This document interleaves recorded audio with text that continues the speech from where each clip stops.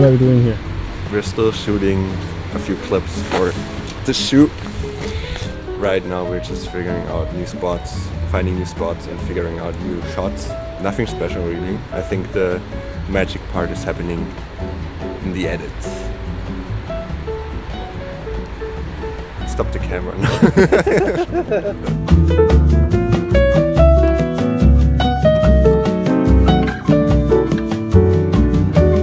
Alright, right now we are here at a random sports field and we decided to go for this location because we have like a very cool ground here.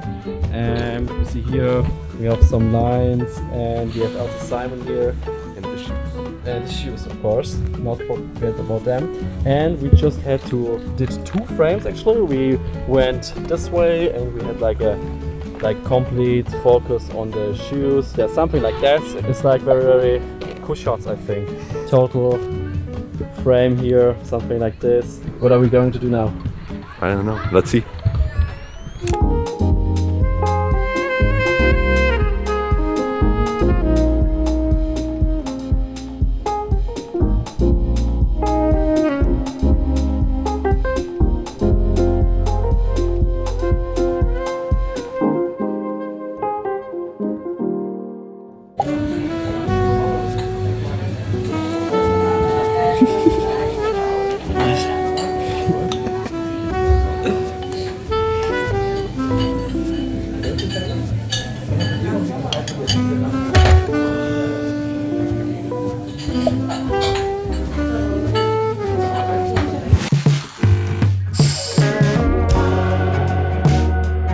So we are done with the shooting. For me, it was like a very interesting experience because mixed media is like a very different approach compared to like filmmaking. Because filmmaking, everything needs to be like set, like everything needs to be on point and like very cinematic. And I feel like with mixed media, it's like kind of more chill in a way because of course you need to frame, of course, but I felt like there was more freedom and more space for creativity, and not every shot needs to be like perfect. You know what I mean? Yeah, I think the whole storytelling and like the visual highlights come with the editing and not with the pre-production or the production. So like, of course, you never know how it will end up looking because it's doing mixed media like I do with paper.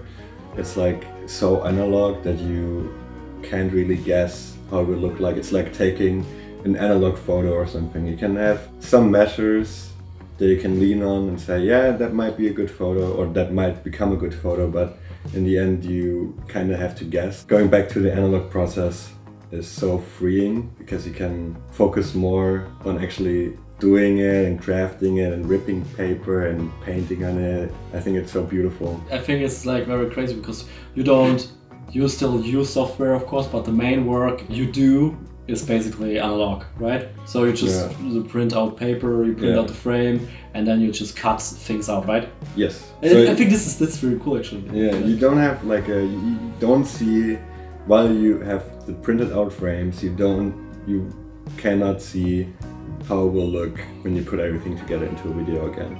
If you have to describe mixed media with one word, what would it be? Chaotic. I would say chaotic.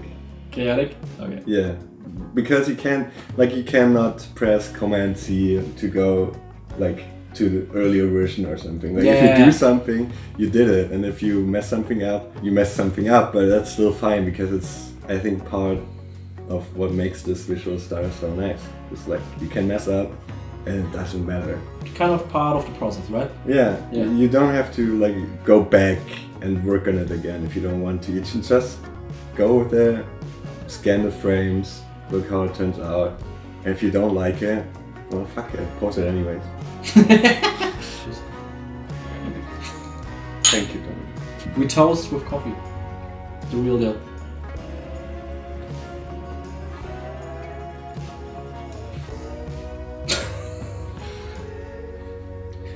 Ja, bitte das Ende aus.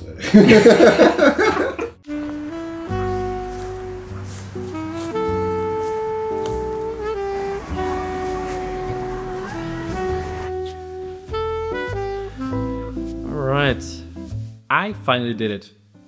I got a new camera. And I decided for the Sony a7 IV, which is not the latest camera from Sony, I know.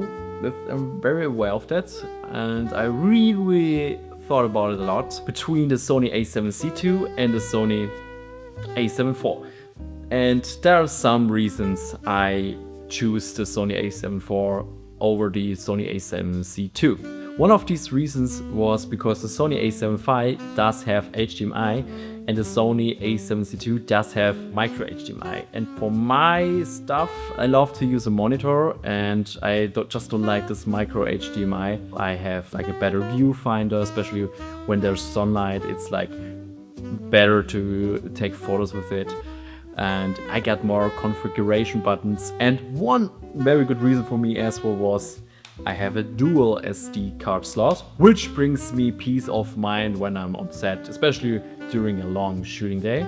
It was very important for me that I have like a smaller camera body because the Blackmagic 6K is so good, but still so heavy, and sometimes the workflow is just a little bit exhausting. For some purposes it works. Another reason for me was just like to be flexible when I'm shooting. There's some limitations with the Blackmagic 6K. The battery runs out so fast and you have to have like a pretty good setup. You need to be aware the data storage is like such a pain.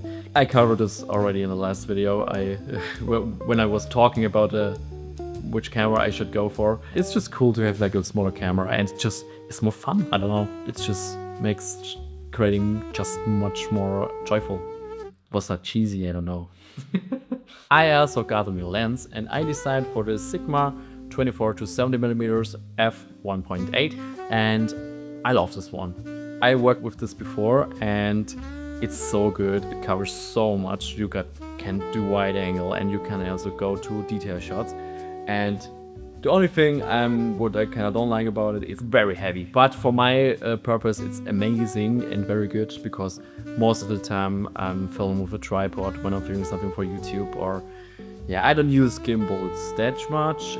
It would still work on a gimbal, don't get me wrong, but it's just a little heavy. The most important thing is just the workflow for me. But yeah, I'm very happy with this purchase.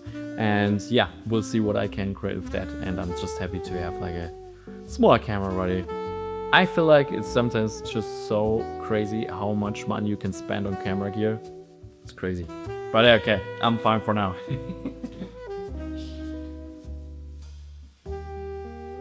To be honest, I don't know why I walked away, but I walked away.